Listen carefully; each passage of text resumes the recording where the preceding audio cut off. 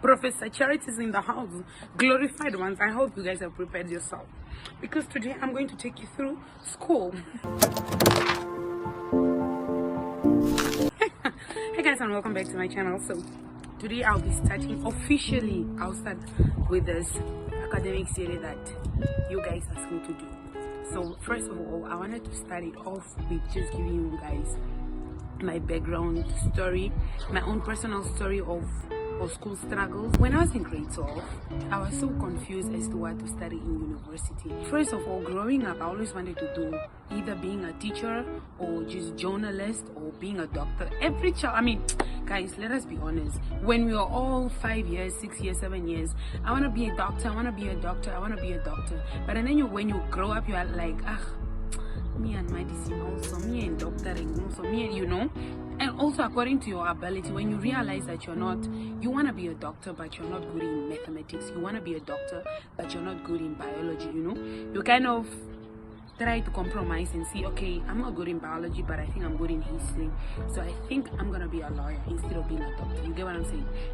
So as for me, in my grade 12 class, I had genius people around me. All my classmates were smart. So everybody in that class was singing, I'm gonna do medicine, I wanna do engineering, I wanna do pharmacist, I wanna do like most of the science courses that are well known that, you know, smart people do. So for me, deep down there, I wanted to do journalism.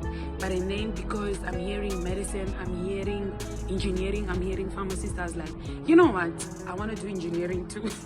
So it's, at some point, I remember, I don't think I had this discussion with my mom, but at some point I was like, I'm gonna do engineering. I attended several career fairs. Is it career fairs? I think it's career fairs. But trust me, every time I went there, I came back confused. And I'm also kind of looking for advice now, like, do you think medicine will be a nice course for me? They'll be like, yeah, medicine is fine, you become a doctor after you finish, pharmacist is also good. Like, they were giving me the best advice they probably had. So fast forward, applying to university, I realized that, you know, engineering, you need certain type of points. So I'm like, okay, I want to do civil engineering, but then at the same time, anyway I can wear a lab coat, you know, because doctors, they wear lab coats, right? So I was like, anyway I can wear a lab coat, I'll suit. So I decided that, okay, fine, I'll just apply for any course, anywhere I can wear a lab coat. So I kind of got introduced to environmental health. So I'm like, oh, no, environmental. Actually, there was biomed, but then I chose environmental health because they're asking for you to have, is it 18 points in 3 subjects. So I'm like, it should be a very nice course to me. I really don't care what I become afterwards, but it should be a nice course. So I applied without any knowledge of this is what I am going to be after I finish. The second choice, I'll make it journalism. In case they reject me, I still go to what I want to do. Fortunately, they didn't reject me. Started doing the course. First year, I was like, oh, okay, wearing lab coat, it's fun, everything was okay. The course is really good. It's general, it kind of gives you diversity of stuff to do, which I feel like it's okay, I can actually do this. And I believe that, you know, you can fall in love with any course, you can fall in love with whatever career whatever opportunity you have, as long as you put your mind to it. But then I didn't really understand. By the way, when we were first here, there were people that were so concerned with the salary scale. I was not really like into it. And then you hear, no, you are the least paid in the government. Oh, whoops. So you're like, really? After asking me 18 points in 3 subjects, do you know how hard is it actually for some people to get 18 points in 3 subjects? It's very hard. For some people, it's nothing. I mean, even in 2 subjects, maybe you are able to get 18 points. For some people, it's really hard. And then you can kind of come here, you are the least paid in the government. I'm not saying study something because of the salary, but I feel like that's also some of the things that you kind of have to look into, you know, when you are researching what to study. So why am I telling you guys my story? I just want you guys to learn something. If you're in grade 12, if you are planning of going to university, if you even failed grade 12, I want you to kind of sit down with yourself. If you're a child of God, if you're a Christian, sit down with yourself, pray and ask God, Lord, into what field should I venture in? Into what field should I go in? Instead of kind of trying to make your own plans, and when it starts every field, you are going to be tested. Even if it's what God asks you to do, you are going to be tested. There are points where you feel like giving up. There are points where you are like, you know what, I'm done with this. it will come. I feel like it's in every profession, it will come. But and then if you started off with God, if it was God that pointed you to that specific career, you are able to go back to him and say, Lord, you told me to do this. Oh Lord, you directed me to this. Give me strength to be able to move. Don't let yourself be influenced by people. I wanted to do engineering. I thank God it never happened because I'm in math, but I'm not good in math either. I remember in grade 12 when I tried doing high extended, the first test, it cut me out. Like, I'm not too good. Like, know your strength and know your struggles. You can't say you want to go into engineering if your math is bad. Be realistic to yourself. You will be in that engineering for many years because you are not good, unless you maybe want to take a bridge here and maybe start improving on yourself. But stop, brother. Know your strength and make use of your strength.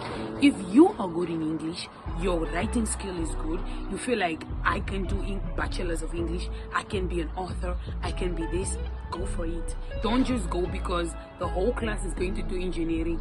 Find what you are good at. Make a research in terms of what you are gonna become. Like, what is your profession when you finish with that certain course? What are you gonna eat while you are at school, while you are doing all these assignments?